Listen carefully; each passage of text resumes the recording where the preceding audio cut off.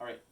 Hey guys, it's Ben. I was asked to make a video for the last two problems of my Wednesday session, just how to go over them and the math. So that's what this video is. I'm going to go over 31.72 and 31.63. So just go to my SI website and look at Wednesday's session, scroll down to the bottom. Those are the last two problems. So starting with 31.72. How do we do that? 0.72. Okay, so part A is asking us to figure out what the reactance of the circuit is, if I remember correctly. How do we start that? Well, we know what the average power is, so let's start by writing down an equation that describes that. So P average is equal to I RMS times V RMS times the cosine of the phase angle, right? So one thing that I think was slightly unclear in this in lecture was that this cosine of phi is our power factor. So this right here is that number that's given to you in the problem, 0.6 whatever it is, 0.56 is what it is. So I'm just going to label this as PF. So it's very clear that this is our power factor in our circuit. Okay, so we don't know what I is, and we're trying to figure out what Z is. So let's use a different form of the same equation. Remember from before when we had P equals IV, and then we use Ohm's law to substitute in V equals IR to get rid of whatever we needed to. We're allowed to do the same thing here, so long as we use the generalized versions. So we use Z instead of R, and RMS values instead of V. So let's do that. Well, so if you look at your equation sheet, you'll see that V squared, and then RMS still, over Z times the cosine of phi is also equal to the average power. So we know what this number is, we know what this number is, and we know what this number is. We're trying to solve for Z. So it's just a matter of doing a little bit of algebra. Multiply Z over, divide P average over, this is RMS, squared, times the cosine of phi. Let's make sure I'm on the right track here. Yep, that's right. So we can plug in all our numbers here, and we end up with a value of 36.65 ohms. So that is the net reactance of our circuit, or net resistance. So, yeah. So on to part B. That part asks us to figure out what the, let me just, didn't write down the problem explicitly. Looks like we're trying to solve for the capacitance of the capacitor, not the reactance of the capacitor, but the capacitance. So, how do we do that? Well, first things first, we're going to have to solve for R. So, good way to think about how to do that is if we draw a phasor diagram. So, this is on your equation sheet. This is R, this is XC, and this is XL right here. So, we know that we have a positive phase angle. So that means that our net vector right here, our E, if you will, this is phi right here. Our E is sitting above the R here, which is going to be our x-axis for our case. So first things first is we're going to solve for R. Well, this diagram is pretty easy because this E is just, we could actually replace that with Z because Z and E are always in line with each other. So if we do that, we can now solve for R because we just solved for what Z is before. And yeah, and we know what phi is. So doing some nice trigonometry, you do Z times the cosine of phi is equal to R, right? Because we're trying to figure out what R is. The only component of Z that is in this direction here is the x component of Z. So we figure out the x component, cosine of this times the hypotenuse. That's what this is saying. So we know what cosine of phi is, we know what Z is. You can plug these numbers in, and you end up with the value of 20.53, it looks like. Yep, 20.53 ohms. So that's our number here. Let's box these in so that they're clear. So that's our answer to the last one. This is the number we're working with now. Okay, so we figured out what R is. Now what do we do? Well, we remember what Z is. Z is equal to the square root of R squared plus XL squared. In this case, usually there's a minus capacitive reactance here, but we don't have a capacitor, or rather, we know that the net reactance is XL. We don't know. There probably is a capacitor sitting in this circuit somewhere, but we just know that it's not enough to bring this down to resonance. We're asked the question, how much does XC have to be in order to bring this down to resonance? Okay, so we want to rearrange this and solve for XL. So that's just a matter of squaring z, subtracting over r squared, and then taking the square root. And this is XL. Alright, sweet. But we can solve for what this value is. Alright, so because we know what z is, that's this number, r is this number. So plug these in, you end up with a value of 30.4 ohms is equal to XL. So we've got this, and now where do we go? Well, from here, we can figure out what... Oh, I believe I mislabeled my circuit. No, I don't think so. So from here, we can figure out what omega is. Or rather, are we given omega? No, we know what omega is. Sorry. We can calculate that because we know the circuit is operating at a certain frequency. Okay.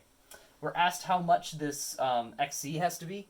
So, in order to do that, we know it has to be equal to this, right? So we're trying to bring it down to resonance. So to bring it down to resonance, we want our capacitive reactance to be equal to this number right here. So we just say that 1 over omega times C is equal to XL, which is this number. We know what this number is, and we figure out what omega is. I just said that it's just 2 pi times the frequency. So it's just a matter of solving this for capacitance. So you just multiply this over, divide this over. We get 1 over omega times XL is equal to C. And we know what all these numbers are. You plug them in, and you end up with a value of 1.4 or 1.05 times 10 to the negative 4th farads. So that is our answer for part B here. So if you have any questions, feel free to message me. Let me know. But this is the first problem, so now we're going to move on to the next one. So the next one is a very similar problem, but we're given a different bit of information, and we're asked to solve for the circuit again. So now we're doing the next one. Scroll down on there. We end up with, so we're doing 31.63 now. Okay, so part A, what are we doing? So we know what the capacitive reactance is, and we're trying to figure out what the current amplitude is. So nice thing about that is that we know what the voltage drop across the capacitor is. It is equal to, that's a quantity given in the problem. So we know that is equal to I times XC. So this is V equals IR, but now we have reactance for instead of resistance. So we can do that and solve for I, because I is the same throughout the circuit when it's all in series, which is nice. This piece of information is true for any component in our circuit, be it a resistor or a inductor or a capacitor. This I is the same number. So we can plug the numbers in because we know what VC is. That's told. It's 360 volts. And then XC is 480. So 360 divided by 480 ends up being 0.75 amps. That's part A. That's all you need to do. So now what do? We do part B.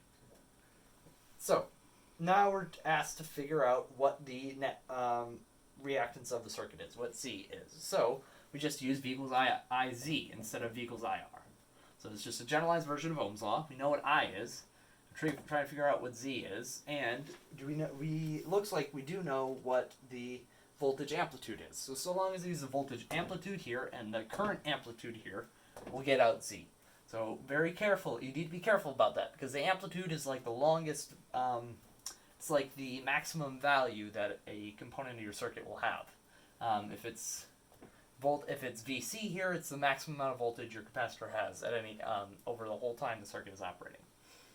So let's just divide over I to figure out what Z is. So V is, what is it? 120 divided by 0.75. You get 160 ohms for your capacitance is equal to Z. Okay, so that's part B. On to part C. So this is a little different.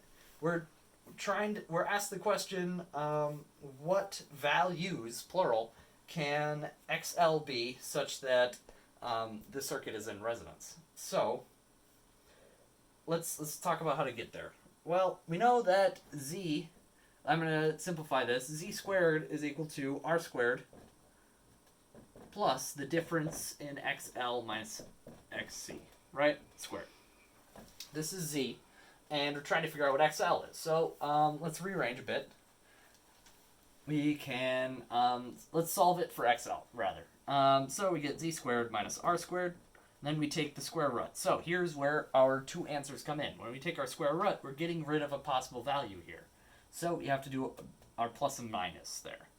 So you do that, and you get plus and minus is equal to XL minus XC. So we're trying to solve this for XL. We get plus and minus square root of Z squared plus R squared plus XC is equal to XL. So we know what all these numbers are. We just solved for Z right here. R, I believe, is given. And XC is as well. We used it here. So when we do that, we end up with two numbers. So XL is two positive numbers. So if it was negative, then we could take the absolute value, and that would work too, usually. But luckily for us, we don't have to do any sort of throwing out of solutions. We get two numbers. It is either 619 ohms or 341 ohms. So it is either one of these two values, and we need to, part D asks us which one of these values has a negative phase angle. So the answer is 341 because that number is less than the capacitive reactance here. If we are behind XL here, we're trying to figure out, if XL is less than XC, that means our phasor diagram is going to look something like this. These two vectors are going to add up and point this way. That's what a negative phase angle is. This is the vector that points downwards. That only happens when XL and XC, that only happens when XL is less than XC, because these two add up to create this vector right here. So the only way it can point downwards is if XC is greater than XL here. So the answer is 314. Sorry, got pi in the brain. 341 ohms. So that is our answer for that. So that's all I've got. Hopefully this made sense. I don't have the problems sitting in front of me, so if I misquoted what we were trying to solve for or anything like that, I apologize. But these answers are all correct. I double-checked them in the book, so I have the answers sitting in front of me, not the questions. So let me know if you have any questions. Good luck in the test on Thursday.